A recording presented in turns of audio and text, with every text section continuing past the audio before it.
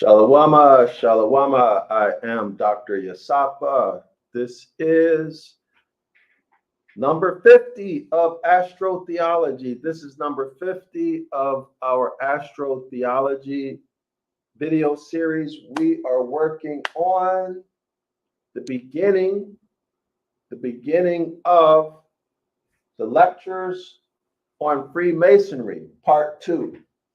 Part 2, this is the first episode of the lectures on Freemasonry, part 2. All right, so I'm going to give it a minute. Give me 1 second. Let's let some people come in. Let some people know that we are here, and I'll be right with you. I don't know if we're going to do a summary from last week. Not last week, y'all. Yes, yesterday. Okay, let me see what page are we on. Give me 1 second. Let me get to the page. Okay, let's get to the page. Yesterday we stopped off. It was really good. We stopped off yesterday. The author made some claims that were, in a lot of people's point of view, would be outrageous, right? The claims would have been considered or are considered to be outrageous. So I'm anxious to see what the author's evidence is for the claims that he made. And if you want to know what these claims are, go back and watch episode number 49. Episode number 49. Okay, if you want to know what those claims are. But they were wild claims, or at least on the surface, they seem wild, right? Incredible. Okay, but let's see if in this chapter he backs it up, right? Let's see if he brings the juice and he backs it up. Okay, give me 1 second. I'm trying to find my page, y'all. All right, let's give it a minute. I'm still giving it a minute. Let some people come in. Right now, you all are looking at the 101 Ancient Ibaryath course. I would like for everyone to subscribe to this course. This is Ibaryath, our original language. Okay, this is the language that the Hebrew scriptures were written in. Okay, y'all should know that Hebrew is a corruption. It's not a word that actually appears in scripture. It's a made-up word. Okay, it's connotative linguistics. All right, it has nothing to do with us. It's a made-up word. All right. Also, Hebrew would include multiple nations. Okay, Hebrew is not the house of Yasharallah. All right, Hebrew is not the house of Yasharallah. Let's make it clear. But what you're looking at right now is 101 Ancient Ibaryath. This is the language that what they call these days the Torah was written in. Okay, so subscribe to this streaming online course. This is going to teach you how to not only read, but translate yourself. Yes, you can do what you've been seeing this author do with the Devil's Pulpit, right?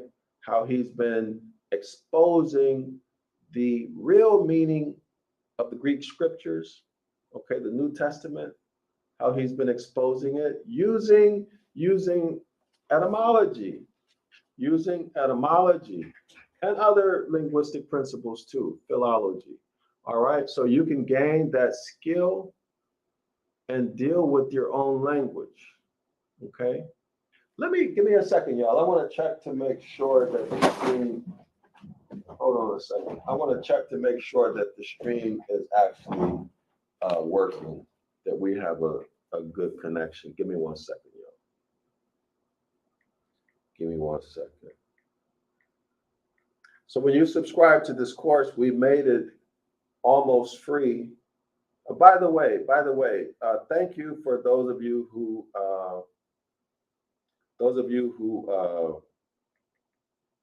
have subscribed already. Let me say a thank you for your support, and you are on your way to breaking the God spell. You're on your way to breaking the God spell, okay? And I'm referencing what the author was talking about, right? And for those of you who've been here for a long time, you know exactly what I'm talking about. For those of you who this might be your first, second, or third, you might not know what I'm talking about, okay? But the author has said that his goal is to break all of mankind from the God spell. The mythology, the fairy tale stories, according to the author's claims, that is the Gospels and the New Testament. Okay, that's what he said. All right, so back to the course, 101 Ancient Ibaryath.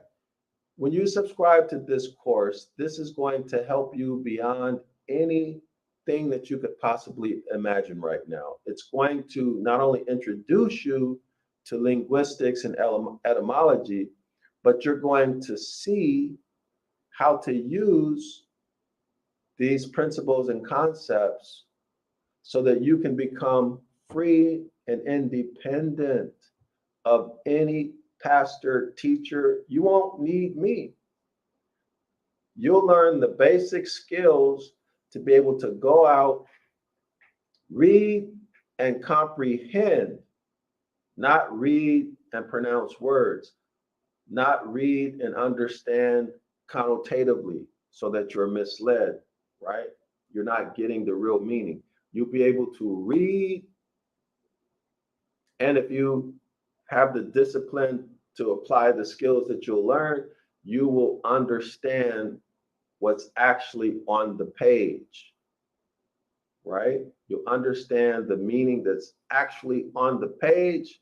You'll understand the literal meaning, and you will understand the connotative meaning, and you will be able to identify Jeremiah chapter 8:8 occurrences throughout the scriptures, okay? You have the capacity to do that on your own. All right. Also, I want to invite everyone before we get started. Every Saturday, we offer a live online course.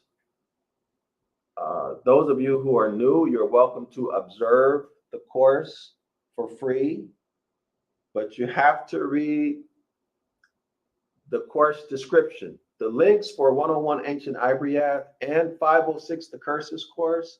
506 The Curses course is our 10 a.m. Eastern Standard Time course. The links for both are in the chat, okay? The links for both of those courses are in the chat. All right, so I'm giving it some time, y'all, to let some people come in. Let me check the description. Give me 1 second. Not the description, but give me a minute. Let me check the live stream link to see if we are okay. See if y'all can hear me, because I don't know if y'all can hear me. So give me a second, please. Give me 1 moment. Let me check the link. All right, so let's see what we got. All right.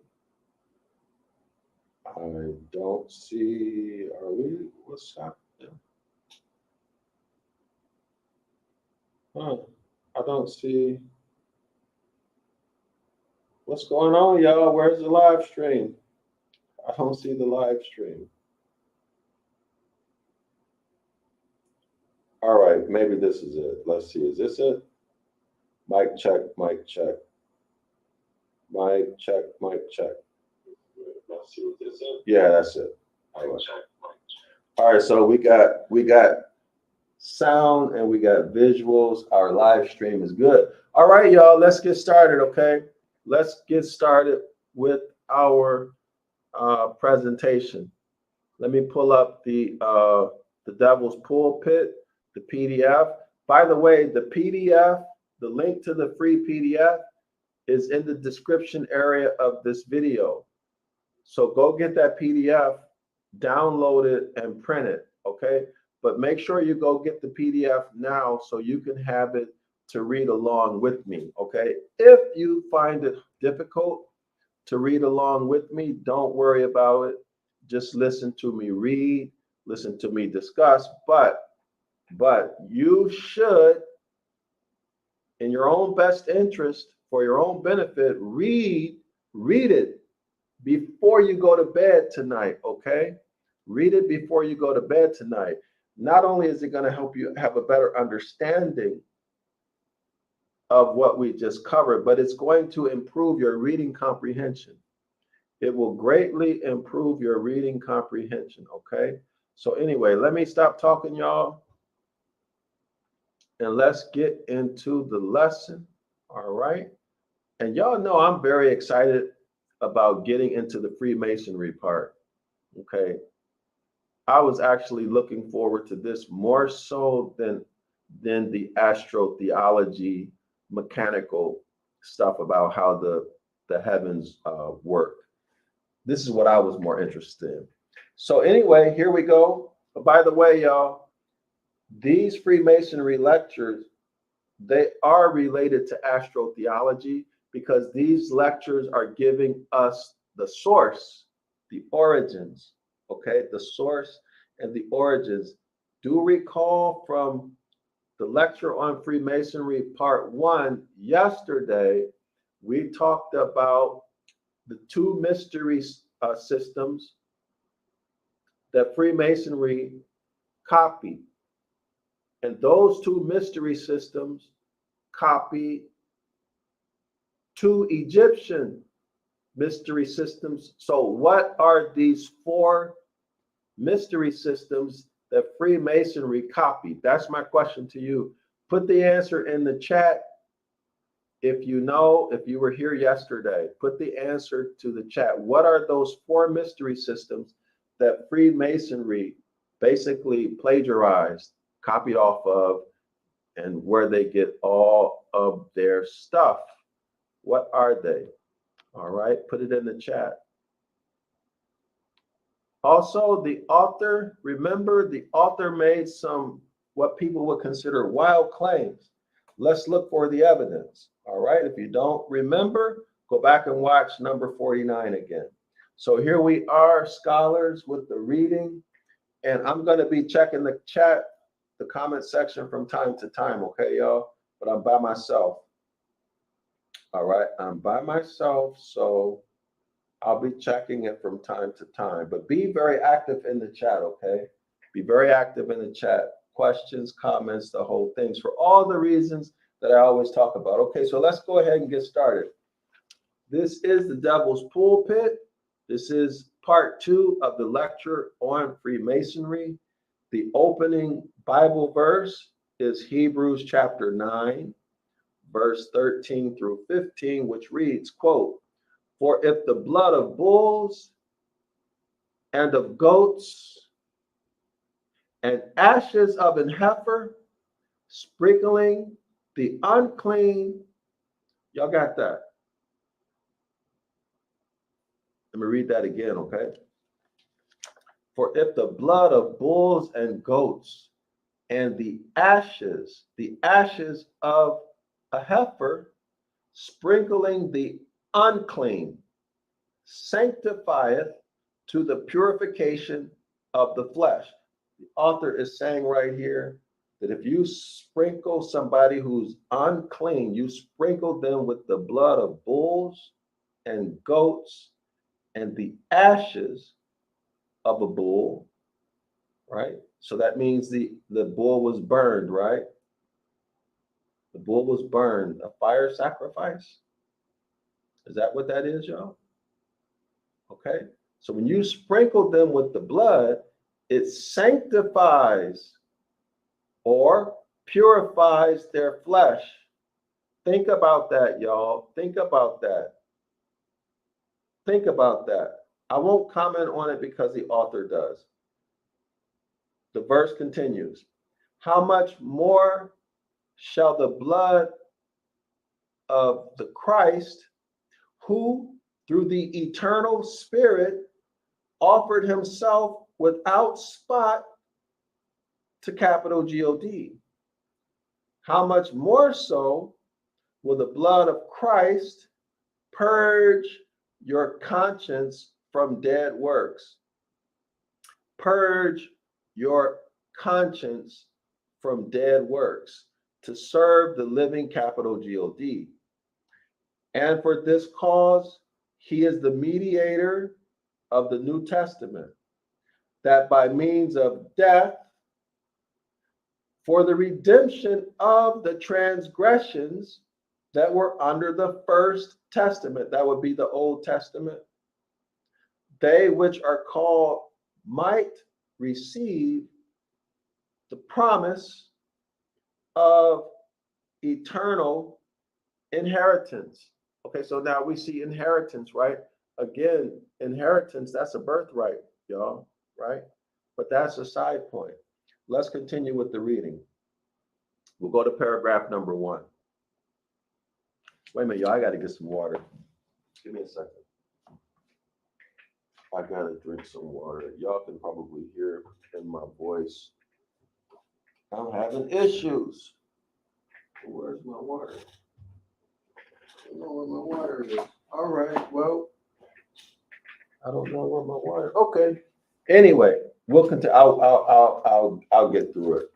First paragraph reads, the passage, in any sense which our Christian clergy can put upon it, is the language of sobering idiocy or of stark, staring madness. So the author, again, notice what the author is saying.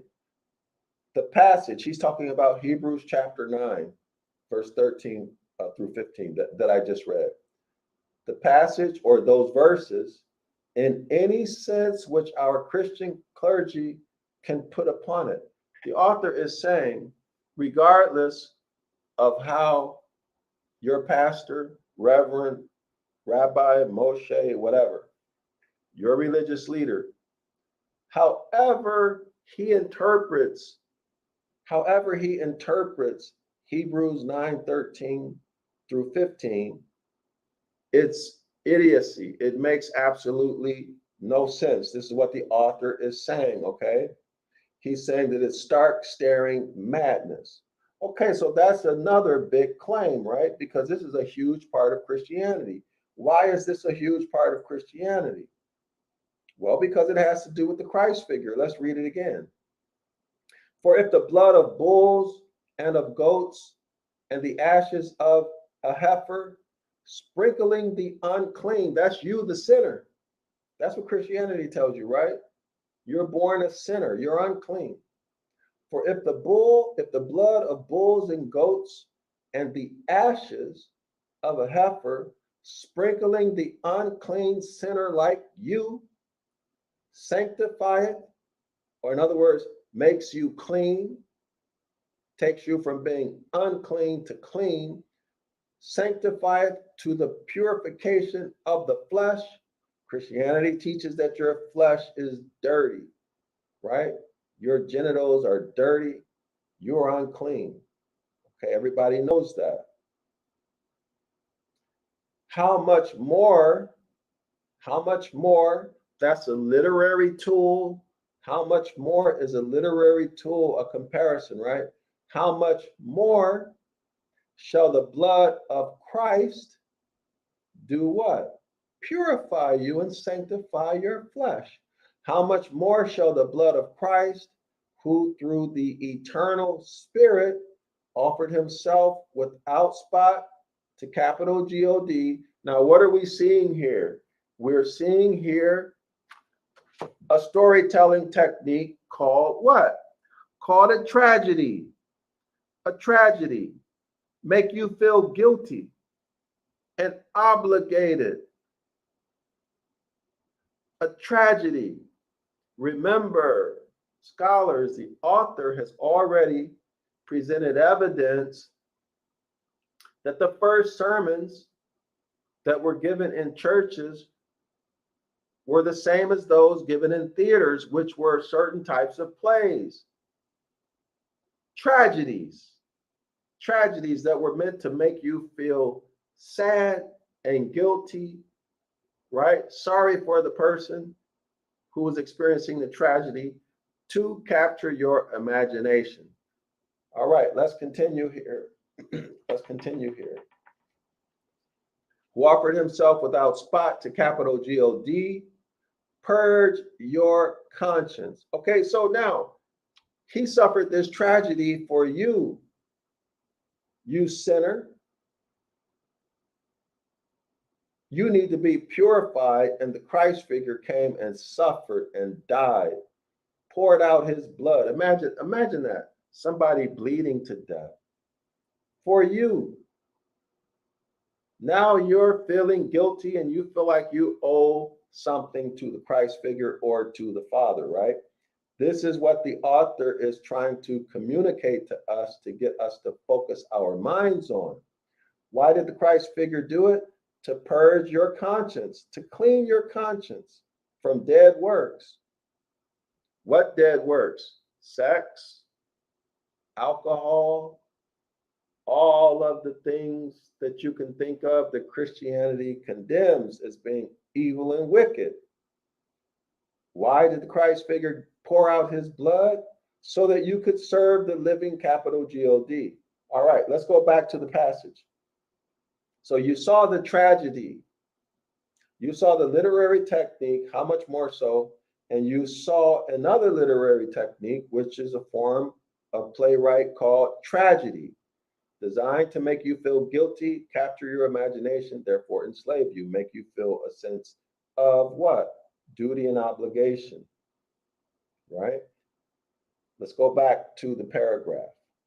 The author is saying that that passage, that those verses that I just read, in any sense which your Christian clergy can put upon it, in other words, in any doctrine that your Christian clergy, your religious leader, uses, any doctrine that contains Hebrews chapter 9, verse 13 through 15, is sobering idiocy, stark, staring madness. All right, so now let's see if he presents sufficient evidence to prove his point. Put it in the chat. Let me know if the author proves his point or not. The author continues, I defy the ingenuity of a man to look on it with the eye of criticism. Now, what is the eye of criticism? Scholars, what is the eye of criticism that we've been talking about from page 1 up until now? Criticism is the art of asking meaningful questions. The basic questions to begin with are always who, what, when, where, why, and how. All right, so for the sake of learning, let's go back over the questions that the author brought to our attention concerning the book of Hebrews, how to read through it critically, okay? This is on page 240, scholars.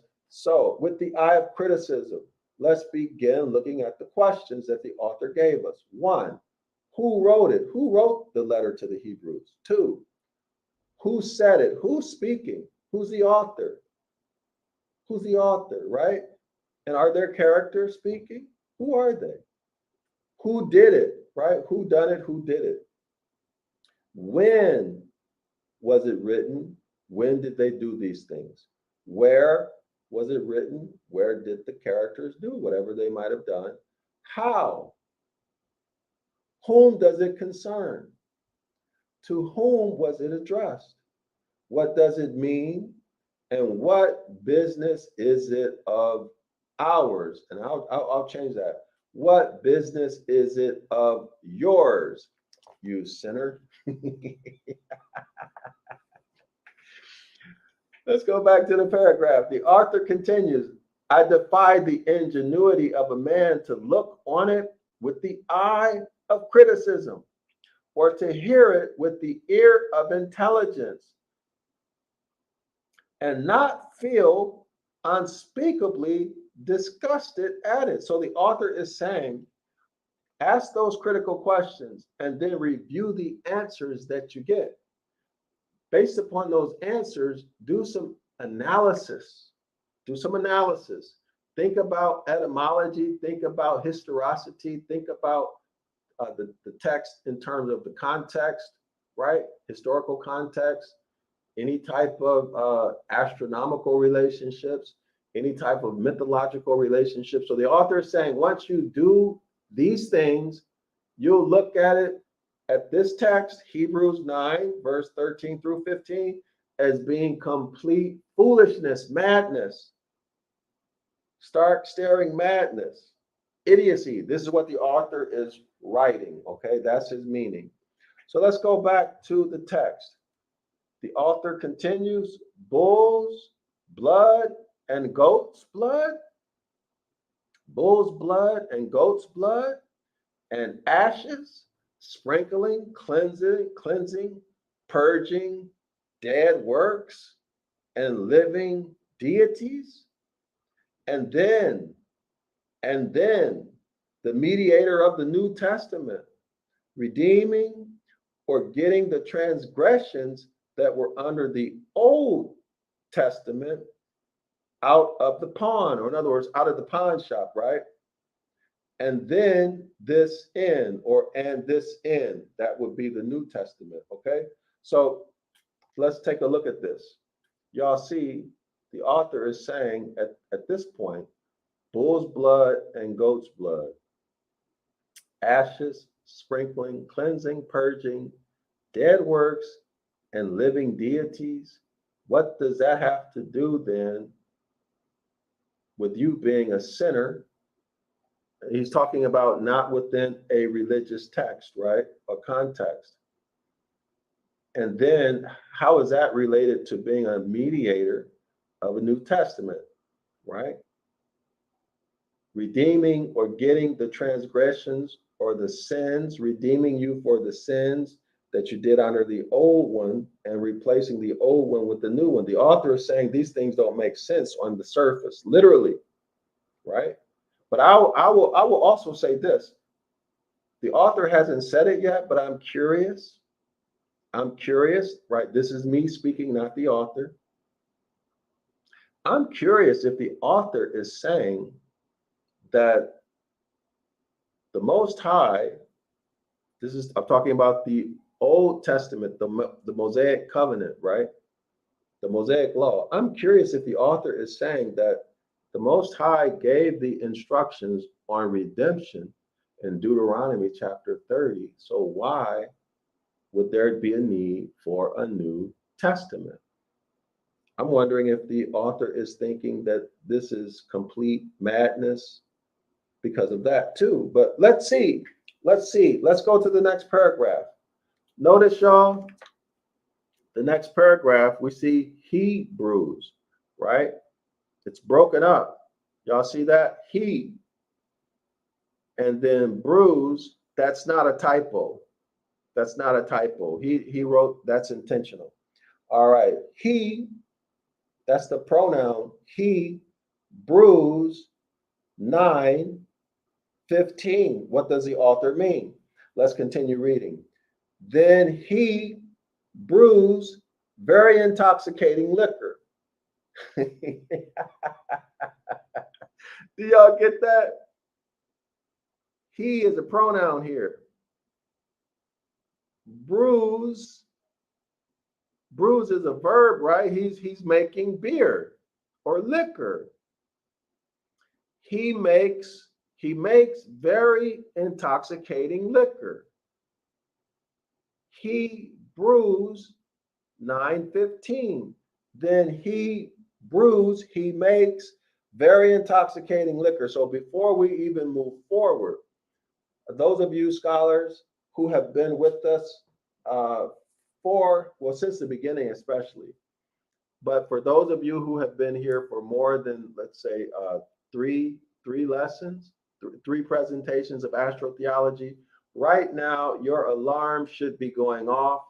When you see anything having to do with liquor or alcohol, immediately your mind should think the deity of wine, whose name is spelled Bacchus, who loves getting drunk and having orgies. And his time of the year is the autumn equinox. Vengeance technically has to do with wine making, right? Everyone should see that right away when you see this. Let's continue with the text. For sure, there never was any doctrine in the world that could more tend to our edification or edification. So y'all see edification meaning being intoxicated, drunk, right? Okay, built up, edification, drunk, edification.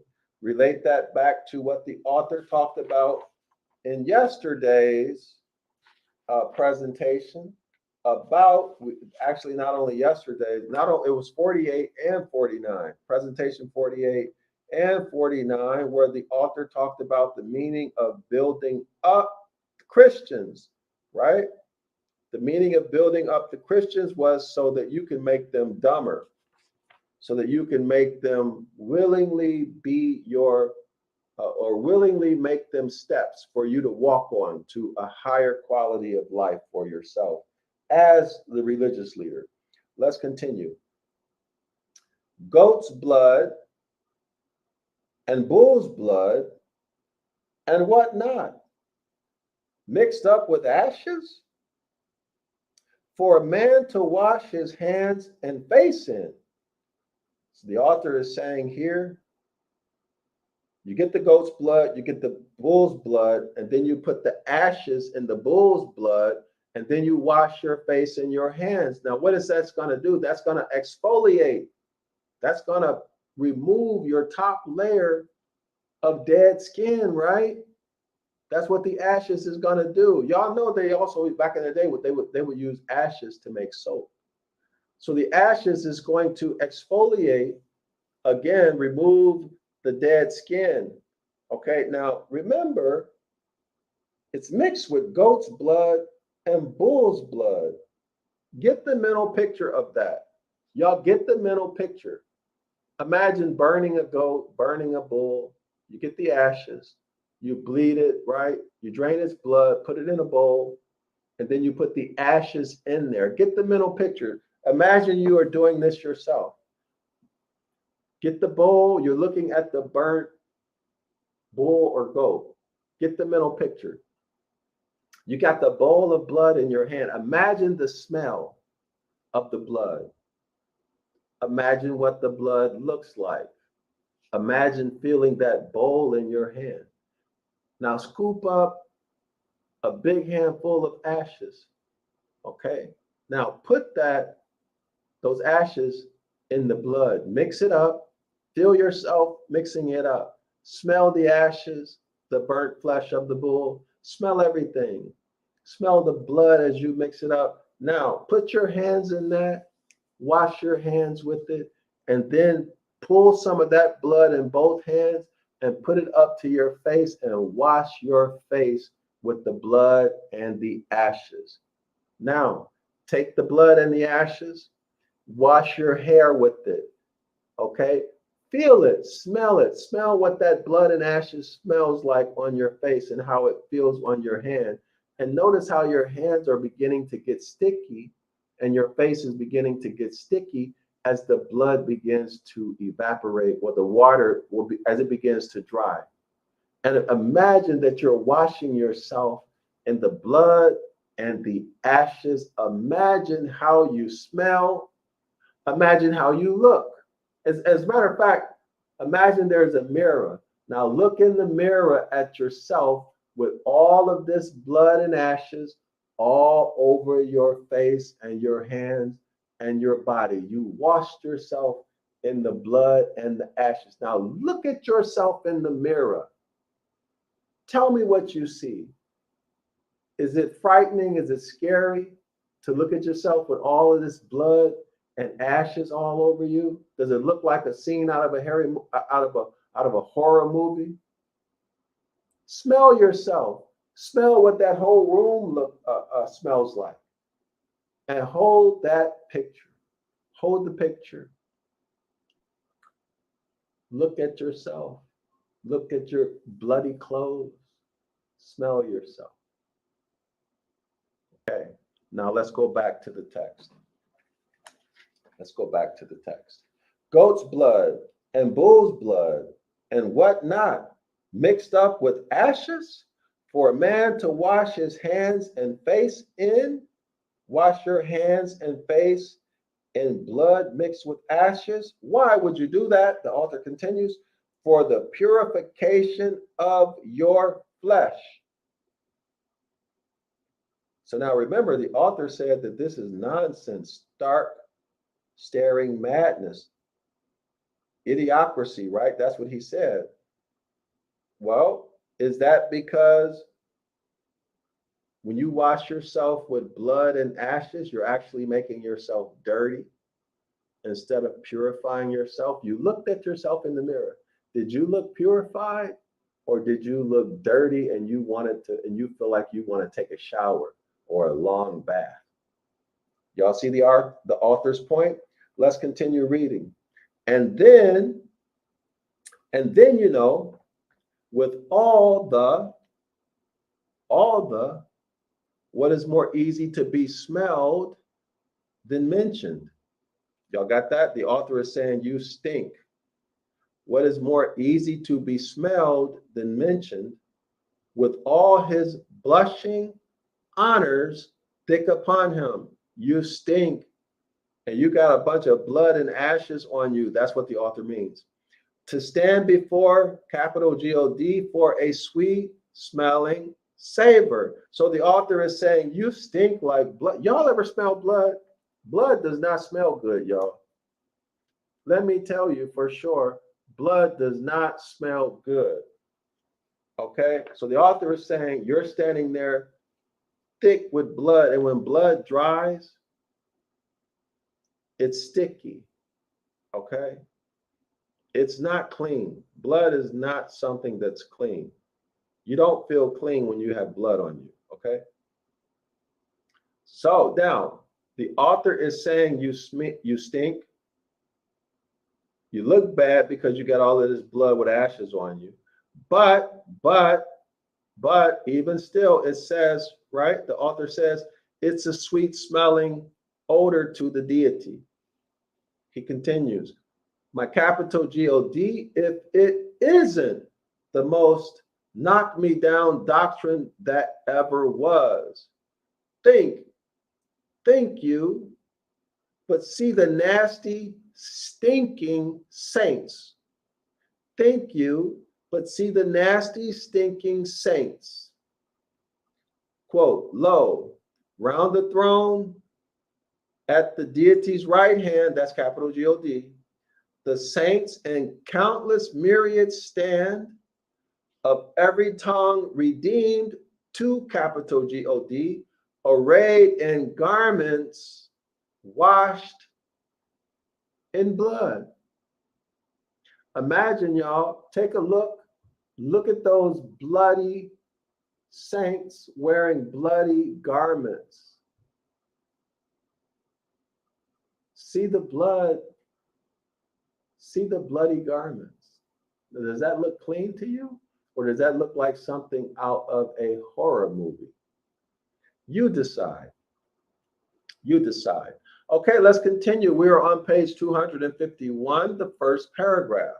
It reads, and can you resist the idea of what a slaughterhouse sort of smell there must be? And can you resist the idea of what a slaughterhouse sort of smell there must be? Can y'all imagine what it would smell like with those priests killing all of those animals? You know, death stinks, y'all. Death stinks. Dead bodies, no matter what kind, they stink. Okay. And remember, they're not in a refrigerator. Okay, it's not in the refrigerator, and it's hot. It's very hot. The sun is out, y'all. All right, so let's continue. And can you resist the idea of what a slaughterhouse sort of smell there must be about the throne of capital G-O-D? So the author is saying the throne of capital G-O-D, it has to smell. It has to stink, right? because they're slaughtering animals and there's blood everywhere. This is what the author is trying to get you to visualize. Or can you wonder what the ladies should always carry a little bottle of aromatic vinegar to the church or to the chapel, together with their Bibles and prayer books? Imagine that, y'all. It stinks so bad that the women have to carry some fragrant vinegar along with their Bible, whatever religious text they were using, right? And prayer books. Wouldn't those Bibles and prayer books also be dirty with blood? And therefore, wouldn't the blood stink? Wouldn't the Bibles and the prayer books stink because they got dried up blood on them? Wouldn't the flies be on those Bibles and prayer books, right? It's blood. As a sort of companion to the altar, to help to sweeten their imagination. So there we go again, y'all. Imaginations, right? Capturing the imaginations. Okay. Next paragraph.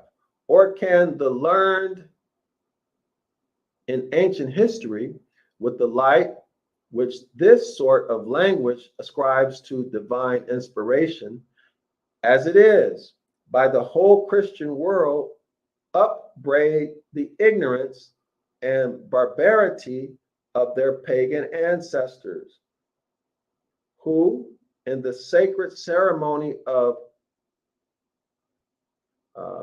Taribola, in order to ensure their sanctification, put themselves into a sort of saw pit. Okay, so these ancestors who are called Taribola are obviously, it appears that they're doing animal sacrifices, sacrificing bulls. Okay, all right, in order to ensure their sanctification. So sanctification would be what? Cleanliness, to purify themselves, to sanctify themselves, put themselves into a sort of saw pit, and boards being laid over the pit full of holes. So imagine that, y'all. It's a saw pit, or let's say a hole in the ground, okay? And they've drilled holes into some boards, wooden boards. They drilled holes, okay? Imagine that. And then they laid the boards over the floor, okay? And the board again is full of holes. An ox or a bull was slaughtered as it stood on top of those boards with holes in it. So why was it slaughtered? They would slaughter the bull in order that everything that might run from the body of the bull might run upon them. Who them? Those people who were standing underneath the board. So they would slaughter the bull and make his blood flow out, all body fluids flow out. Let's imagine his stomach contents, right? The contents that were in his intestines. It would all drip through the holes in the blood and fall on the people standing in the hole. That sounds disgusting, right? But this is a ceremony that the Taribola people, who were somebody's ancestors, used to do. And then why? In order that everything that might run from the body of the animal might run upon them, the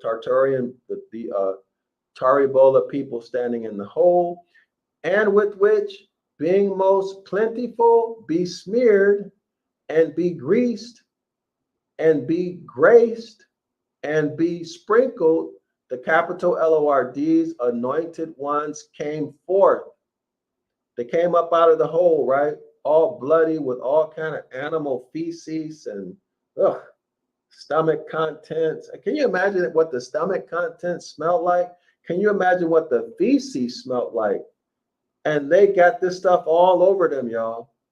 Okay, imagine that. Imagine how they look with cow dung, the stomach intestines, the blood on them. Imagine how they look and smell as they walk out of that hole, climb out of that hole. Oof. And that's supposed to sanctify them and purify them. Cow dung, stomach contact. Okay, that was vomit, right? Ugh. And blood, that's filthy. But yet it's supposed to sanctify them, right? In order that everything that might run from the body of the animal might run upon them, and with which, being most plentiful, besmeared and begreased and begraced and besprinkled, the capital LORDs, anointed ones, came forth, believing themselves to be regenerated. Y'all got that? They got all this filth on them, and now they believe that they've been sanctified and regenerated. Regenerated, reborn, right? Regenerated, reborn, born again, as from, quote, a death unto sin, unto a new birth unto righteousness. For being by nature born in sin, the children of wrath, they were hereby made the children of grace, end quote. And sweet children, the children of grace, must have been. Now again, let's start at the top of the same paragraph. Or can the learned in ancient history, y'all got that? The learned in ancient history, okay? Learned meaning what? You know something about the Terribola, the Terribolan people, right? Learned in ancient history, in other words, those people who know about the Bolia people. Or can the learned in the ancient history of the Terribolian people, with the light which this sort of language ascribes to divine inspiration. What sort of language? He's talking about the language of Hebrews chapter 9, verse 13 through 15. Okay? As it is, by the whole Christian world, upbraid the ignorance and barbarity of their pagan ancestors. Y'all got that? So, the Christian world is doing what their pagan Toribola ancestors did. They're just repeating the animal sacrifices that their ancient Toribola ancestors did. Nothing original. The Christians just copied these pagan animal sacrifices. Now, let's take a minute to look at an image of the Terribola. Okay. Roderick's point of view, greetings. Good to see you. Greetings, greetings, greetings. Shalawama. And by the way, Shalawama to the house of Yasharallah, and Islam to all the other Moors. Let's take a look to see what the Toribola looks like. Okay. Let's get just a little bit of information on it. We won't spend a lot of time on it. All right. So here we are, y'all. This is the 1911. This is the 1911 Encyclopedia Britannica. This is the Toribolan. All right. So here we are with the reading. Let's begin here. Toribolium, the sacrifice of a bull, usually in connection with the worship of the great mother of the capital GODs, though not limited to it. Of Oriental origin, its first known performance in Italy occurred in AD 134. All right, so y'all got that. Of Oriental origin. So it began in the East, and it was performed for the first time in Italy in 134 AD at Puteoli, in honor of Venus.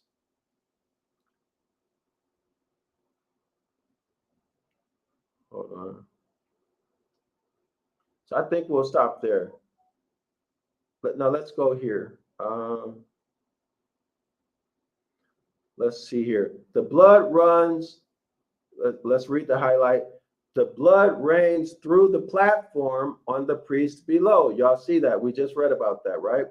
The blood of the slain animal runs through the platforms or through the holes onto the priest below, who receive it on his face and even on his tongue and palate. Now, y'all remember, it's cow poop, the stomach content, and the blood on his face and in his mouth. And after the baptism, presents himself before his fellow worshipers, purified and regenerated, that would be born again, renewed, born again, and receives their salutations and reverence. Okay? All right. So y'all can go back and read more of this on your own. Let's go back to the to our book that we are reading here. Let's go back to the PDF. What do y'all think about this? Let me know what y'all think about what we're reading about. Is this something, in your opinion, that's clean? Do y'all think that this makes a person clean, purifies them, or do you think this is disgusting? Okay, now, not your religious belief, but just the visual image when you see this. Also, would you do it? Would you all do this? Would you put blood of bulls, blood and goat's blood and ashes all over your face and hands and think it's going to make you clean? You think that's going to smell sweet? Or is that going to be something really funky and stinky? Put it in the comment section, please. All right, let's continue. Let's continue. And if this pepper box way of sanctification, this letting it drop through the holes, letting it drop, that's the blood, the feces, and the vomit, right, from the sacrificed animal. And if this pepper box way of sanctification, this letting it drop through the holes in the colander upon the body of the saint, that's the face of the saint and everywhere else, right? And in his mouth too. It would also invariably get into his eyes, wouldn't it? In the saw pit, which we so justly execrate and reprobate and shudder at. In other words, that's to even imagine that is disgusting. That's what the author is saying. It's disgusting. You wouldn't want to experience it. And the pagan Toribolium was nothing like anything that was meant in the pure doctrines of our most holy faith. How awkward 'tis that the pure doctrines of our most holy faith should have been handed down to us in none other than such oratorical, metaphorical, and allegorical figures of speech as could have derived their origin from none other source than those execrable to Toribola. So in other words, the author is saying, this is Hebrews chapter 9, verse 13 through 15, has to do with the forgiveness of sins and JC the Christ figure's sacrifice to clean you up, to give you a clean conscience, right? To give you a clean conscience from dead works so that you could serve the living capital God. So the author is saying in that paragraph, why are they using, if it's metaphorical, if it's metaphorical, why are they using such a disgusting practice that the Toribola people used to do? Or for that matter, it could really be anybody. Blood, feces, vomit dripping on your, and you did it on purpose. You did it on purpose. Drip it on your face, in your mouth, in your eyes, in your ear. You got all of this filth on you. And by the way, did y'all ever think about this? You shouldn't touch dead animals. Well, if you shouldn't touch the dead animals, why are you touching the blood that came from the dead animal? That's part of the dead animal, right? Roderick's point of view writes, Sounds very disgusting, and I doubt if the Most High has anything to do with it. As a matter of fact, there is a scripture that talks about him no longer liking or wanting those type of sacrifices. Good point. Excellent point. Excellent point. Thank you, Roderick. So y'all who are watching, put something in the comment section, okay? Don't be shy. Add to the quality of the video, okay? Add to the quality of the video. I'm presenting, y'all get the work done in the comment section, please. All right, so I think the author is making a very strong point here, right? Why would the author of the letter of the Hebrews use such disgusting metaphors, right?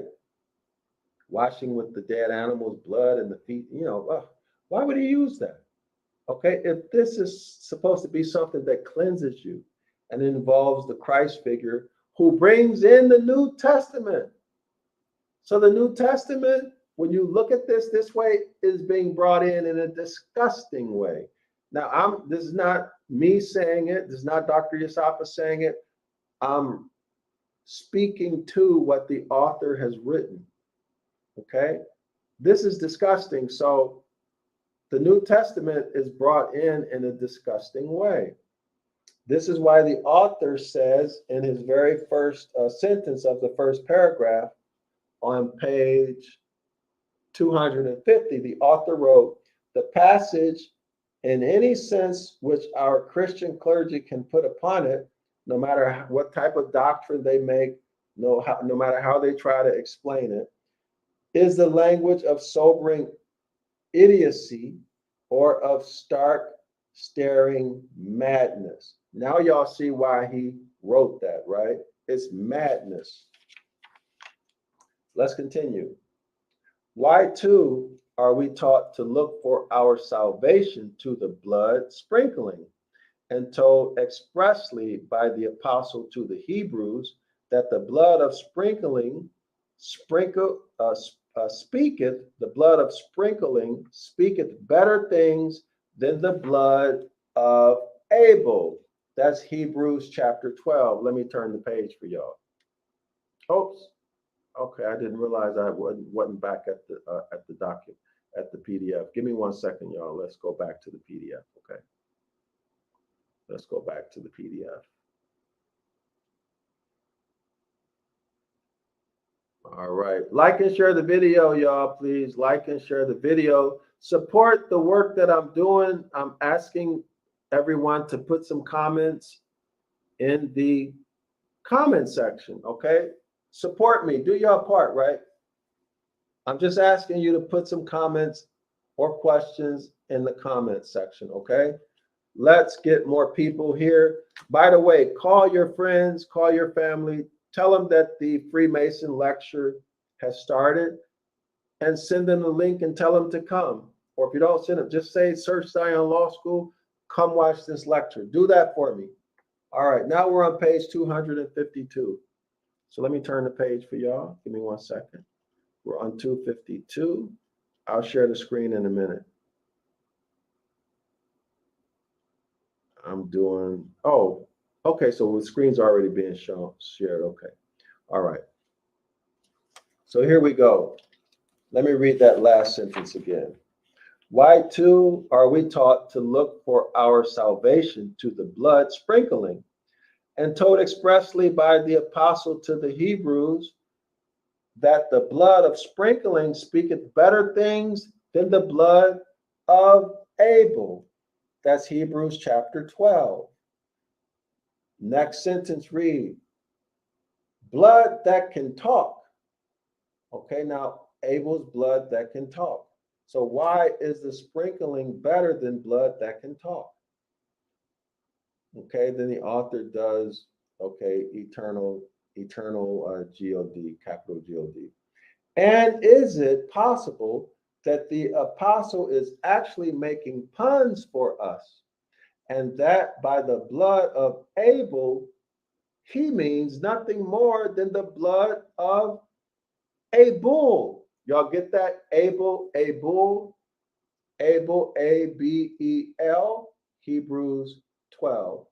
a bull, a space B-U-L-L. Y'all got it? A pun. Pun on words. By the Holy Peter, we are told that our sanctification of the Spirit must be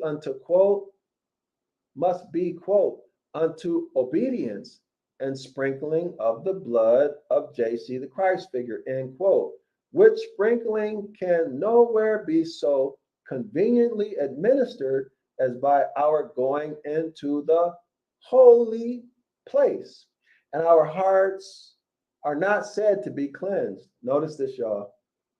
Our hearts are not said to be cleansed or washed, but sprinkled from an evil conscience. Y'all see the difference? Your heart is not washed, therefore cleansed, but it's sprinkled from an evil consciousness. So the heart and the conscience are two different things, right? In Christianity. And afterwards, our bodies washed with pure water, as the deity Almighty knows, after such a nasty process of having blood all over you, cow poop all over you, vomit all over you, a little clean water might be very refreshing. So the point here is that the author is saying that you go through all of this disgusting stuff and your heart is not clean. Your heart has not been washed, but you've been sprinkled from an evil conscience. You've been sprinkled from an evil conscience, but your heart has not been washed and clean. Let's continue. Next paragraph. These Egibolia, goat sacrifices, or Toribolia, bull sacrifices, as they are called. Okay, so Egibolia is goat sacrifices, Toribolia is bull sacrifices. Okay, were part of the mysteries of the more ancient Freemasonry.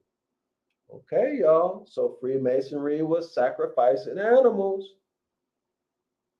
Remember, the author is saying that the Freemasons wrote the Gospels.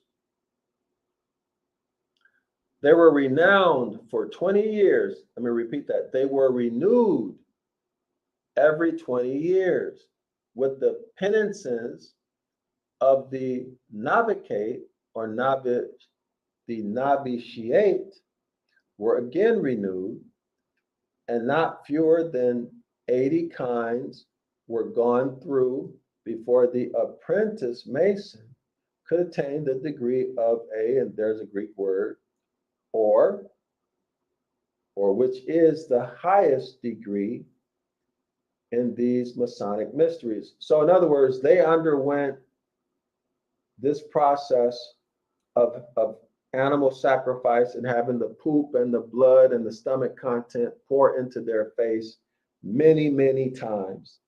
Many, many times. That's what the author is saying.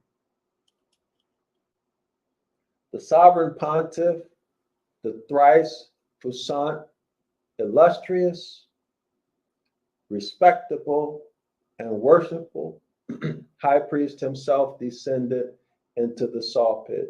So this happened to the highest religious leader, the sovereign pontiff. He also did it, which in his epistle to the Hebrews, whose epistle to the Hebrews? Whoever wrote it, right? We're going to assume it's the sovereign pontiff, okay? Which in this epistle to the Hebrews is called the holy place, invested with all the emblems of royalty. Did y'all hear that? Did y'all hear that? The holy place is the saw pit that the priest would stand under while the animal was sacrificed, so that his blood, urine, and vomit would fall in their face, mouth, and eyes, and all over their clothes. That's the holy place, according to the author. That's disgusting. And the investments which he had worn, the garments washed in blood, excited the most profound veneration. They were accounted to increase in holiness as it most probably they did in proportion as they became more ragged. Okay. The more they stank, this had to be a more, y'all. They use the word stank right here. He didn't say stink, he said stank. He had to be a more. Roderick's point of view writes, it's amazing that the author says the Masonic order wrote the Gospels, because without even reading anything, that's the conclusion that I came to myself a few years ago. Me too, Roderick's point of view. Me too. It's quite obvious, right? I mean, once you break the God spell, it becomes quite obvious. Would you agree with that, Roderick? All right.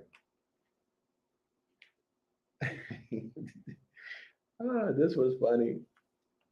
The more they stank, the sweeter they were to be held. And when they would no longer hang together, they were placed on a column on the temple, y'all. That's the clothes. They would keep those nasty, stanky clothes on a column on the temple, and they were said to have a sweet odor. Now, y'all imagine that. Sweet is sweet, but the smell of death and vomit and feces, that's like on the whole opposite that's at the polar opposite of a sweet smell. So are we looking at the polar opposite? Right? Good is bad, funky, stinky is a sweet smelling odor. Y'all see what I'm saying? I don't know. Just a thought that came to my mind. Let's continue reading. The 7 successive Christian emperors from Constantine to Gratian wore and were proud to wear the pontifical garments washed in blood. Y'all hear that? The 7 successive Christian emperors from Constantine to Gratian wore and were proud to wear the pontifical garments washed in blood. Right? Remember the sovereign pontiff? He got in the saw pit, all that nasty, funky stuff. So that these Christian emperors were doing the same thing.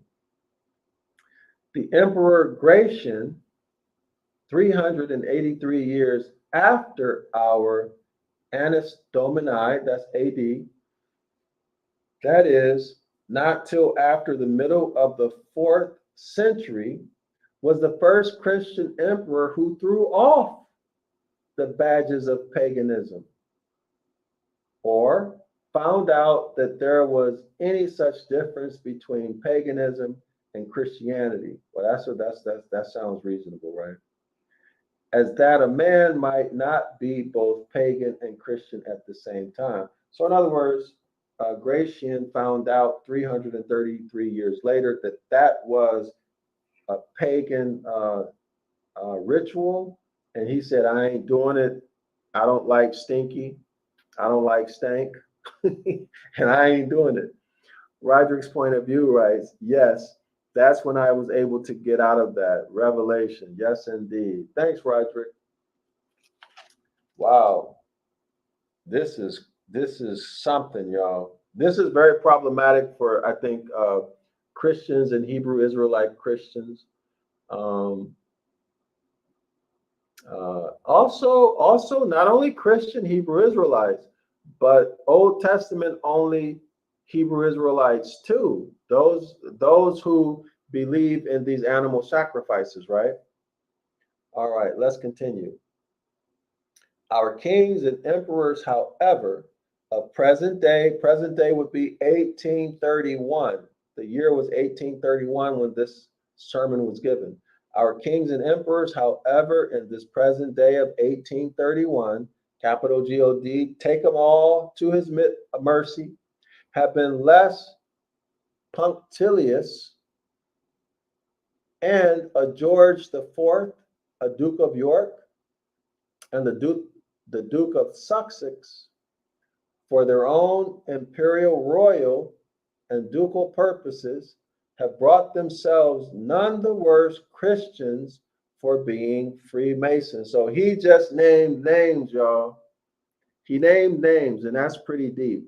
When people start naming names, there's a somewhat more credibility that you have to give them. And these are not just people who he named names, but these were people who were in the royal family. Okay. George IV, a Duke of York, and the Duke of Sussex, for their own imperial, royal, and ducal purposes, have thought themselves none the worse for being Freemasons. Y'all see that? He just exposed some really, really high-level people in the government. So this man really put his life on the line. If y'all believe that this is true, what he's writing, or even if his story is true, okay? Let's continue reading. That the argument of the text is of this Masonic character is as apparent as that it has any argument at all. For none at all is there in it, if it be not the argument a fortiori, or argument from the stronger, admitting that the sanctifying efficacy of the Toribolium and the Egabolium, that's the sacrifice of the bull and of the goat, the blood of bulls and goats, and the ashes, that is the modest word for excrements. Oh my goodness, y'all. Y'all hear that? They burn the excrement. Ooh, I thought they were burning the bodies. No, they were. Okay, y'all. So they would take, imagine this. Cow dung. Y'all know how that smell? Y'all know how bad cow dung smell? They would get the cow dung. That means they would either collect it when the cow was alive, right? Or they would kill the cow and then take his dung out, his poop out.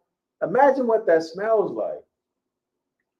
Burn it, put it in blood, mix it all up. Okay, y'all visualize yourself doing this.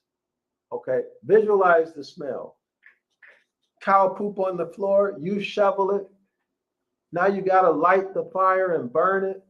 Okay, you got to smell this cow poop fresh. Oh my goodness. Fresh cow poop, ripe, reeking. You got to burn it, get the ashes together, put it in the bowl of the blood. How do you get your mind around mixing this poop and blood up and then washing your hands and face in it? Who does something like that? Who in the world would you do that? Let me ask y'all, would y'all do that? Would you burn some cow poop as funky as that smell? That's enough to make you throw up. You're gonna sit there, collect it, and just imagine you get the intestines, and then you got to take the poop out of it. So imagine you taking the poop out of the cow dung. Imagine when you were little, when your mother used to cook chitlins from a pig, and you smell that smell. I remember that like yesterday. I couldn't stand that smell. But now imagine cow dung. Would you put that cow dung, even though you burned it to ashes, would you put that on your face mixed with the cow's blood? Now, if you say you're going to do that, I'm going to say you are one disgusting you know what. And I'm also going to say, and you know you lying. You're lying. You ain't going to do that. Unless, of course, you're crazy. Something wrong with you. Now, if I'm right or if I'm wrong, put a 1. If I'm right, put a 1 in the chat. You ain't going to do that. If you're in your right mind, you ain't going to do that. But the sovereign pontiff did it. The priest, the Christian priest did it. The sovereign pontiff, the Pope, the rulers of Rome did it. Are you going to do that? Come on, y'all. Tell the truth. Put a 1 in the chat. No, I tell you what, put a 2 in the chat if you would not do it. Put a 2 in the chat if you would not put that funky stuff in your face. Y'all know what kind of bacteria and parasites are living in a cow's poop? I mean, if you burn it and you burn it all up, that's going to kill them. But I mean, you got to handle it first, right? You got to handle the food. You expose yourself to so much. Even the blood. Oh, it's disgusting. Ah, man. Let's continue. The sovereign pontiff, we're on page 252. The sovereign pontiff, the quote, thrice puissant, illustrious, respecting, and respectable, quote, high priest himself descended into the saw pit, which in the epistle to the Hebrews is called the holy place. The holy place is where the cow dung, the blood, and the vomit drips into, y'all.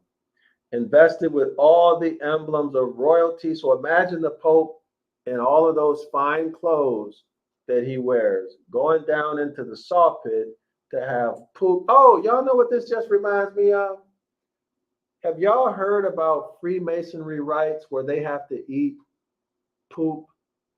Have y'all heard about these Freemasonry rites, or rituals rather? Roderick's point of view writes, nope, not gonna do it. Me too. I would never do it. You'd have to kill me. But I'm gonna go out fighting. I think it's was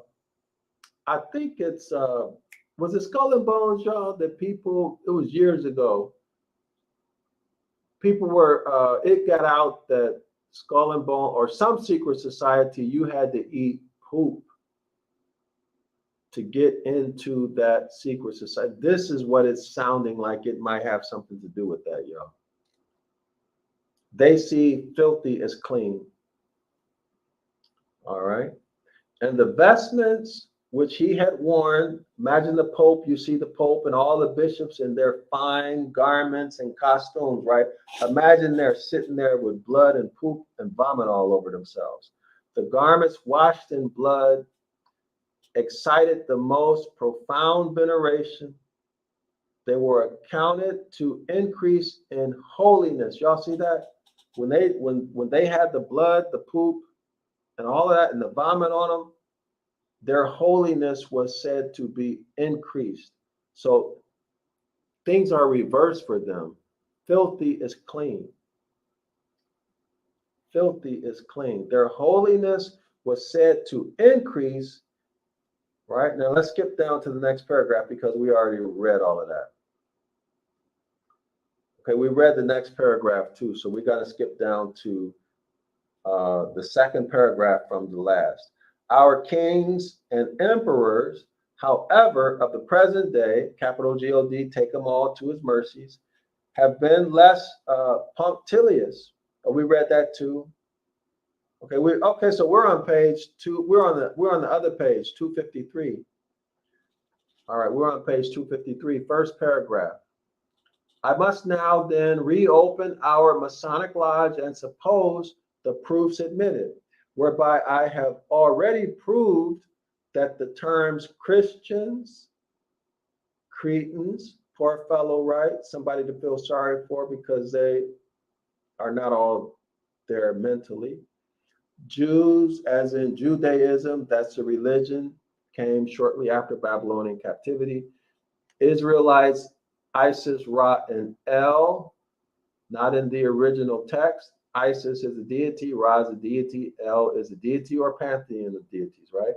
And Hebrews is also not in the original text. It is a corruption of Eber, right? Okay, are not names of communities that ever existed in a national or political character. The author is correct.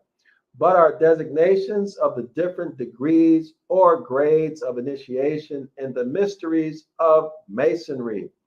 The epistle then to the Hebrews is an epistle to Freemasons of the rank of, and here we see the rank expressed in Greek, that is, of those who had passed over or passed through, that is, Hebrews, as the name literally signifies, passes over the middle wall of partition between Jews, Judaism, Jews, religion, came about during or shortly after Babylonian captivity, passed over or through the middle wall of the partition between Jews and Gentiles, and were therefore admitted to a far different understanding of the mysteries of the craft of Freemasonry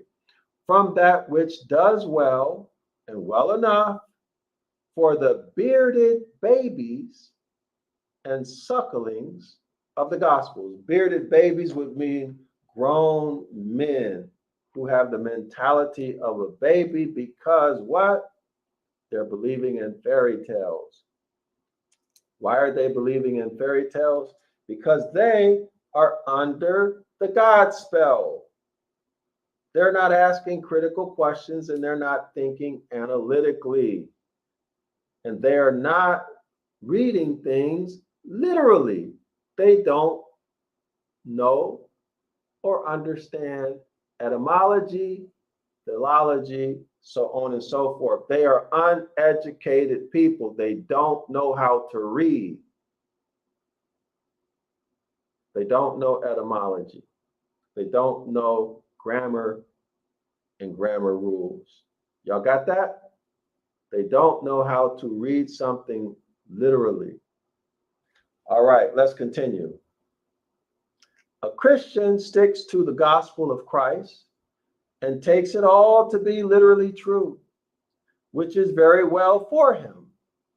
For as to quote thrice puissant, illustrious, respectable, and worshipful Adoniram, end quote. In this epistle to the Hebrews, justly tells them, quote, the doctrine of Christ is baby's meat. Y'all got that? They're being told that the doctrine of Christ is baby's meat. So why are they not moving on? Because they've been brainwashed, right? They've been taught that moving on would be to you come to understand the deeper things about Christ. But that's not literally what it means, right? The doctrine of the Christ is baby's meat.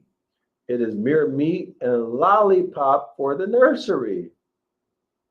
As he tells the lodge at Corinth, quote, I have fed you with milk and not with meat, for hitherto ye were not able to hear it, neither yet now are ye able to hear it, end quote. But as the fellow craft masons, that is, the Hebrews, remember the Hebrews are those who reach the highest level of learning and understanding, the highest degree, were more advanced. Okay, but as the fellow craft masons, that is the Hebrews, were more advanced, he addressed them in the 6th chapter of the Hebrews, or P-rates, or Passovers, quote, holy brethren, partakers of the heavenly calling, end quote, leaving the doctrine of Christ and all such like milk and water stuff for fools, let us go on to perfection as free and accepted masons, quote, to the praise and the glory of his grace, wherein he hath made us acceptable or accepted in the blood. 1 Ephesians chapter 6. So what do y'all think, y'all? What do you think about what we've been reading? I need to give myself a break. I've been doing a lot of talking, y'all. Give me a second. I tell you what, put something in the chat. Let me just look through the chat so I can give myself a rest, okay, from talking so much. Give me a minute. Give me a minute. What did I don't know what I did with my water. Oh, here it is. Man, y'all, my water's sitting right in front of my face. It's sitting right in front of my face. Give me a chance to take some water, y'all.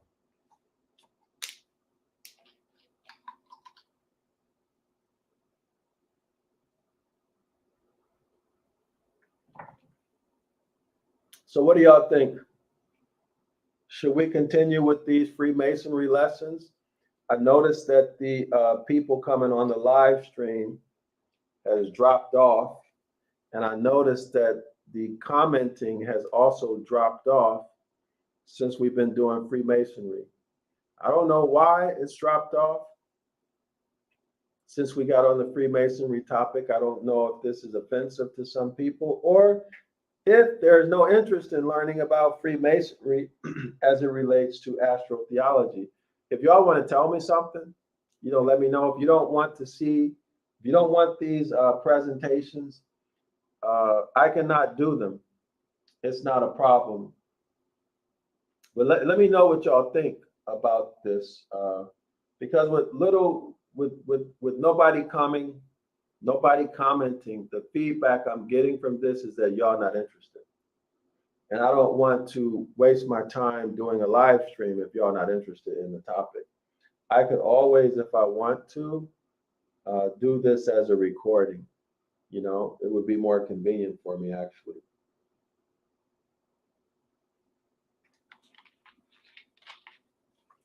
But if y'all like it, as a matter of fact, give me a second, y'all. I want to see if y'all like the topic. Let me know. But you should. I'm asking you all to call your friends, share the video, so we can get people in. Because y'all see that we're 50 videos into this, and not too many people, I think, are going to be willing to watch 50 videos. And we still got like 90 pages to go. So that might be another 10 or 15 videos, maybe even 20. I don't know. Right? So if they come in early, then it won't be as much work for them. In other words, the probability of them going through a significant number of these videos is going to be greater. But most people might not have the discipline to go through, 100, 120, 130 hours worth of content. Y'all follow what I'm saying? So it might be better for them to come in now instead of waiting, coming in later. Roderick's point of view, Gary Tucker writes, I'm just arriving. Good to see you, Gary Tucker, Shalawama, and Islam. Let's see, Roderick's point of view writes, for anyone listening for the first time or just coming into this lesson, we're reading from a book from a former Mason. He is exposing what he learned as a Mason. Thanks, Roderick's point of view. I appreciate you taking leadership in the comment section. Appreciate that very much. When Gary Tucker, Roderick, when y'all handle the comment section for me, it's a lot easier because I'm like trying to do 3 things at one time. So I appreciate that. Really, really appreciate that.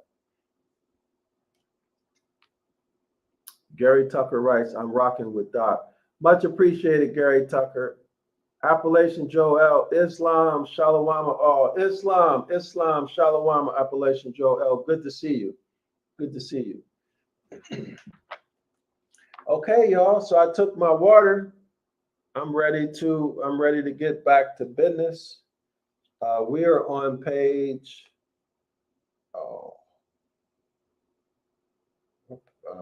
Page 253. 253, the second from the last paragraph, I think.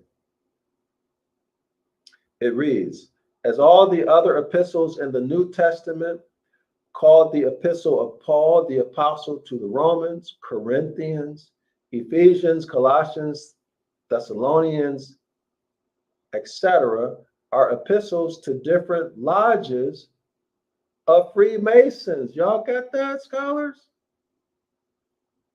These are letters to different lodges of Freemasons, which were established in Rome, Corinth, Ephesus, etc., and had been established for ages before our date of the Christian era. Y'all see that? Wow. Before there ever was a Christianity, the author is saying that these Masonic lodges were already in existence. Now, that I have never heard. That I have never heard. So I got something new today. I got to read that again.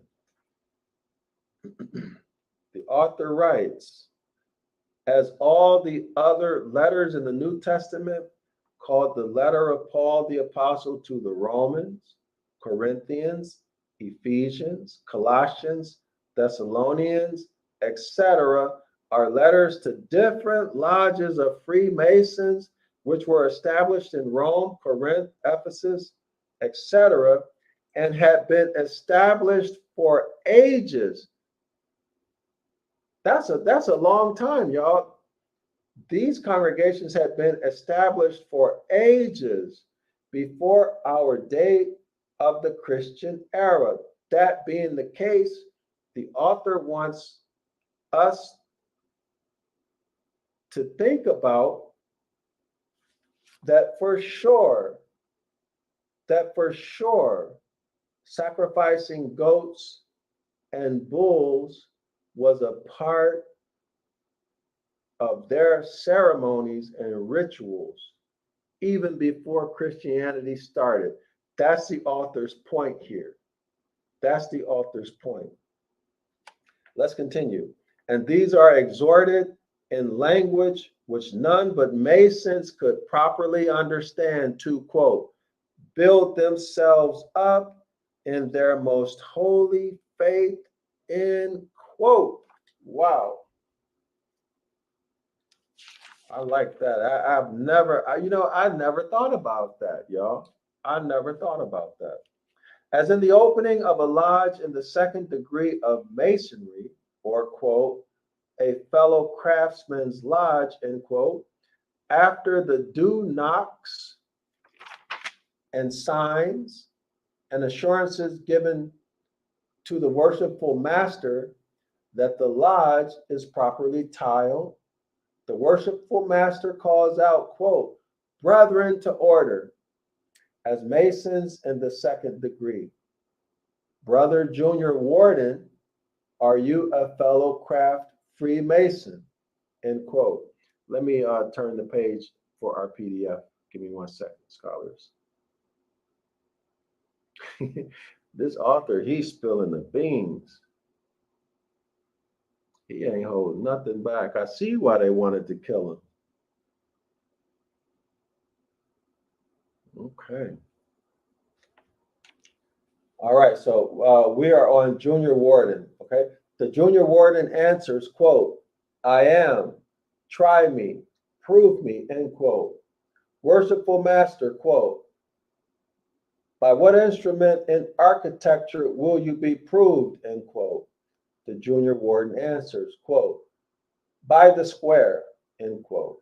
Worshipful master, quote, what is the square, end quote.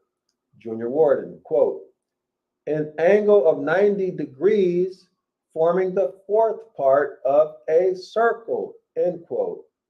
To which the worshipful master answers, quote, since you are so well informed, end quote, and then whatever else. Let's continue. Wonderful information, you see. It is for the Freemason to know what the square is. In other words, it's for the Freemason to know and for you to find out on your own effort and curiosity, or you forever stay stupid. Quote, since you are so well informed yourself, you will prove the brethren present to be Freemasons by threefold signs and demonstrate that proof to be correct by copying their example. This reference to the square or squarer, whose use in the building is to ascertain the perfect equality of the angles of the stones which are to form the building, identifies these fellow craftsmen or masons of the second degree with the masons of the lodge of Ephesus, addressed by Paul. Y'all got that? Okay. So whose use in building is to ascertain the perfect equality of the angles of the stones which are to form the building. Okay, so that right there identifies these fellow craftsmen or masons of the second degree. So they were second degree masons dealing with the square, right? Dealing with the square. With Freemasons of the Lodge of Ephesus. So the Lodge of Ephesus, the letter to Ephesus written by Paul was to second degree Freemasons. Okay, let's pick up where it says addressed by Paul. Addressed by Paul, who was a Mason of the third degree. So Paul was only third degree, scholars. In the second chapter of his letter, or Paul's letter to the Ephesians, where distinguishing these fellow craft Freemasons from those of the first or entered apprentice's degree. So the first degree is the entered apprentice degree. Paul addresses them. Now, therefore, ye are no more strangers and foreigners, but fellow citizens with saints. So first degree Freemasons are no more strangers, but are now citizens with the saints, and of the household of capital God, and built upon the foundation of the apostles and prophets, JC, the Christ figure himself, being the chief cornerstone, in whom all the building fitly framed together groweth into a holy temple in the capital Lord, quote, in whom ye also, having been tried by the square, are builded together for an habitation of capital God through the Spirit, end quote. Or, as they are addressed by the Freemasons, St. Peter, whose name itself signifies a stone. Then which masonry itself could not possibly be more Masonic, right? Wasn't Peter given the keys to the kingdom? A stone mason. Okay, let's continue. Let's continue. Last paragraph, y'all. We are here. Let me highlight. So we are here. We're at the highlight. All right. Quote, ye also, as living stones, are built up a spiritual house. Architecture, stonemasons, architecture, architect of the universe. Quote, ye also, as living stones, are built up a spiritual house, but unto them which are disobedient, the same stone which the builders or Freemasons rejected is made the head of the corner, and the stone of stumbling, and a rock of offense, even to them which stumble at the word, end quote. Stumble at the word? In the name of capital God, the great architect, what word could that be? But the password. They stumble at the password, the knowledge of which could only be committed to Masons of the higher degree.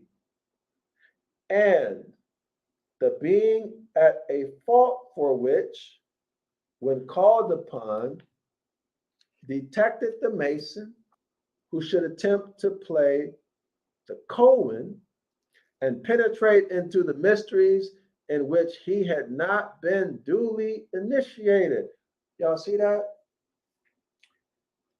This Mason guy tried to sneak into a meeting of higher level Masons, but he didn't know the password. Therefore, he tripped over the stone.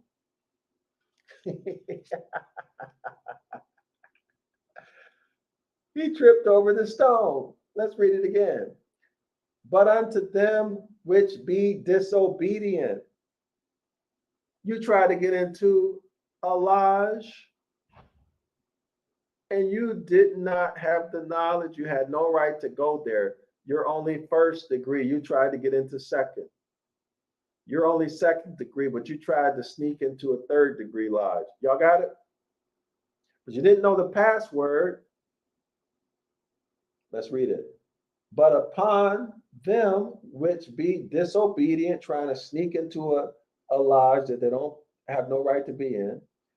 But unto them which be disobedient, the same stone which the builders or masons rejected is made the head of the corner, and a stone of stumbling, and a rock of offense, even to them which stumble at the word. Stumble at what word? The password, y'all. They tried to sneak in and didn't know the password and got busted. That's funny. All right. So let's continue. We're on the next page. We're right here, y'all. We're right here. That's where we're at. Let's continue reading. He would stumble at the word, which, as it had never been committed to anyone who had not gone through the ceremony and had the bandage taken from before his eyes, whereby, says the worshipful master, he, quote, should show forth the praises of him who had called him out of darkness into his marvelous light. Y'all see that? He's saying marvelous light, marvelous light, marvelous light, end quote. None but the, quote, free and accepted Masons, end quote, could know the word, and all the rest would stumble at it. All right. All right. I never would have guessed that one too. Let me check the comments. This is hilarious. Let me check the comments, y'all. Give me one. Let me read off some of these comments. Roderick's point of view writes, wow, about the Pauline fact. Gary Tucker writes, my research shows that Freemasonry wrote the books associated with the three major religions. All right. Excellent. Gary Tucker also writes also that Christianity was created prior to Judaism. Judaism was invented to validate Christianity. All right, I heard Dr. Walter, not Walter Rodney. I'll remember later, but he says that he wrote a book called I think it was The Origins of Christianity or something like that. Oh, Dr. Walter Williams. Yeah. Paul Tucker writes, Paul, aka Saul, was a Pharisee. Okay. Roderick's point of view writes, upon this rock I will build my church was given or spoken in relation to Peter. Yes, indeed. Gary Tucker writes Corinthians 12:16. All right. Okay, y'all. So let's continue. Let me get another sip of water. Okay.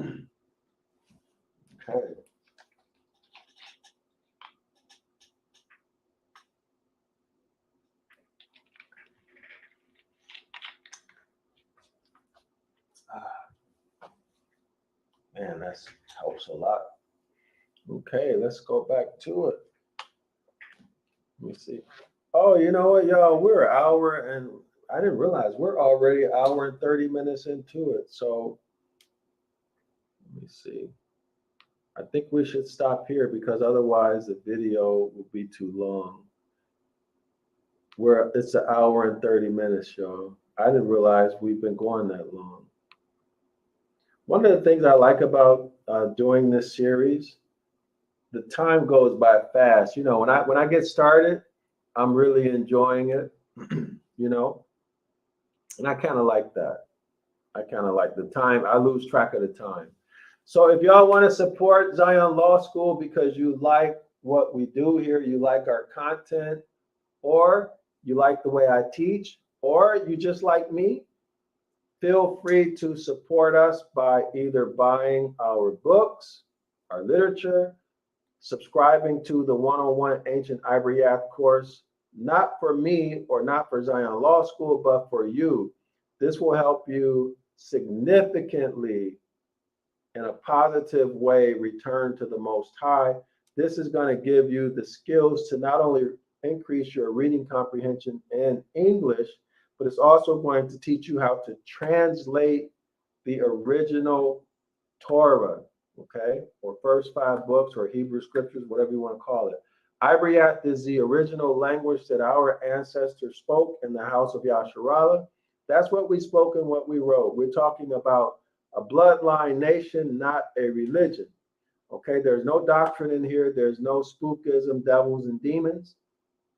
There's no contract. You can cancel anytime. You're going to learn about the pictographs, the culture, the grammar. You're going to see some outstanding and incredible word studies that are going to open your eyes. All right, this is an online streaming course, so do this for yourself and your family. It's almost free, $1 for 24-hour trial. That's a 1-day trial. $10 per month to subscribe. You can't ask for more than that, right? Also, as a reminder, tomorrow we have a class every Saturday, 10 a.m. Eastern Standard Time. Everybody here is welcome to come. You don't have to pay anything. There's a link for the one-on-one Ancient Ibaryath course in the description area of this video. And then there's also a link in the description area of this video for the 506 The Curses course. Yeah, the Saturday class is called 506 The Curses course, y'all. So the link for that is also in the description area of this video. Do remember to go to Amazon.com and order 911 Ancient Ibaryath, the international edition. Okay, I have some that I want to move because I'm going to do some additional things with that book.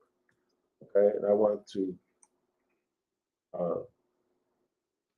if you all have money and if you have interest, or if you just want to support my work at Zion Law School, it would be a lot of help if you would buy our products as a form of support or just interest. So this is what the book looks like. Okay, this is 911 Ibaryath Rescue. This is a companion to the one-on-one Ancient Ibaryath course, and it's going to have all of the pictographs, right? It's going to have the pictographs and the symbology, other information. I'll go ahead and show y'all a page of it, okay? Let's see. This was okay. So this one, I forgot you. This one doesn't have the look inside feature, but also remember, scholars, we offer a lot of literature. Okay, not all of our literature, but you'll see 7 books that we have in the description area. 7 books. I'm the author, Dr. Yasapa. The links are in the description area of the video. But the Animals in the Bible book is what I want you all to really support if you're going to buy a book. One reason is because I think this is something very special, not only for babies because it's so extremely colorful and glossy, but for young children and adults because this is really something to see, y'all. It's really something to see. And it's only $9.99. So you can buy as many copies as you need for your family, right? It's basically free. Y'all know to print a color book is expensive. So you can see $9.99. We're not making anything really on this book, pennies, right? So you see the upper line, you see the Ibaryath word. Okay, you see the Ibaryath pictographs. Okay, y'all notice this is not modern Hebrew and this is not biblical Hebrew. Y'all see that, right? This script is in the Phoenician Canaanite family. Now below you see how to pronounce the Ibaryath word. That's the text in yellow. The Ibaryath word is the text in white. The pronunciation is the text in yellow. And then below that, you see the meaning in English in white. All right. We follow this pattern throughout this whole book. So if you want to know how to say lion or sheep in Ibaryath, buy this book, $9.99. Okay, $9.99. I mean, this is incredible, y'all. It's really, really incredible. And it helps us. You know, there's a lot of equipment that we need to buy, not just equipment for the videos that we're making, but also I want to have a studio, a nice studio where I can come in and work. I want to be able to hire and pay people to do graphic design, you know, really professionalize everything that I'm doing through Zion Law School, right? And then ultimately, I'll have the GoFundMe account ready because I want to write beginning with the law first, all of it, okay? In Ibaryath, with the grammar, the parts of speech, and the English. And original, authentic translation. I'm not talking about license some religious organization's version of the Bible and then change a few words here and there, or put some biblical Hebrew or modern Hebrew words here and there. I'm not talking about that. I'm talking about from scratch, y'all, translate from our point of view, make the text reflect what it really says in the original language. In other words, I'm going to remove all of the Jeremiah 8:8 occurrences. I'm going to remove them, take them completely out, and you'll have the original writings. All right, you'll have what it really, really means. Okay, we are breaking the God spell. We are separating ourselves from those people who have been oppressing us, creating our own literature. And then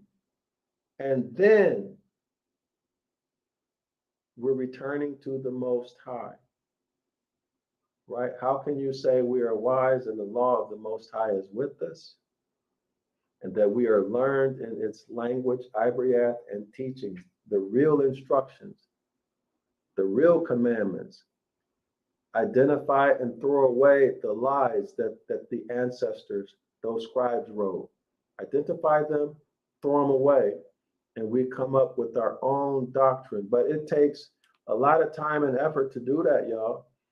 That's a lot of work. So I need to raise money and get the support of the people to fund that, because I can't do it all on my own, right? I need to have people who can help me on the production side. All right. I need to have a studio, and I need to not have to worry about how I'm going to eat and sleep, not worry about money or what I'm going to do about my little ones. Okay. So I need to raise funds in order to create that product. All right. Okay, so we also offer the I Can Read Deuteronomy chapter 28 series. Okay, we have 3 volumes available right now. I'm working on the 4th volume. This volume right here, where the cursor is, Deuteronomy chapter 28, verse 15 through 29. This is what we use in our Saturday 10 a.m. Live online class. Now, you don't have to buy this book to come to class. Okay, all you need to do is show up. And I assure you, you're going to learn a lot. This is volume 1. This is volume 1. And then there's another. We have another book, 101 Phoenician Hebrew. This is where we give you a word for word breakdown on the 10 Commandments. Not religion, not dogma, but it is linguistics, okay? That's this one, the brown one, okay? This also has a lot of grammar rules in it. Now, this book with the rose, the black background with the rose, this is the Dr. Yasapa Ibaryath Aramaic and English Verbal Roots Lexicon. All right, this is 1,639 verbal roots. That's all of the verbal roots in the Hebrew scriptures. Okay, all of the verbal roots in the Hebrew scriptures. Okay, so we also offer this book. So if you want to support us, there's a lot of ways to support us. Okay, but if you just want to give a cash donation, that's fine too.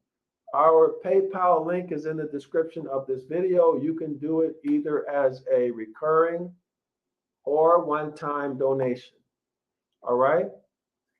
So let me know if y'all would like to do something any differently, or how I can better serve you with these presentations. Put it in the chat or send me an email. Give me feedback, okay, so that we can make these as outstanding and as useful for you as possible. I appreciate you spending your time with me this evening. It's been a pleasure and a joy. I'm Dr. Yasapa from Zion Law School. I'll see everybody tomorrow, 9 a.m. Eastern Standard Time, for the Astrotheology presentation number 51. The link for tomorrow's live class, 10 a.m. Eastern Standard Time. Show up if you can. You can leave early if you don't like it, or if you gotta go, you gotta go. But at least show up 10 o'clock a.m., 10 o'clock in the morning, Eastern Standard Time. The link to everything I showed today, the links are in the description area of this video and of all of our other astrotheology videos. Shalom and Islam.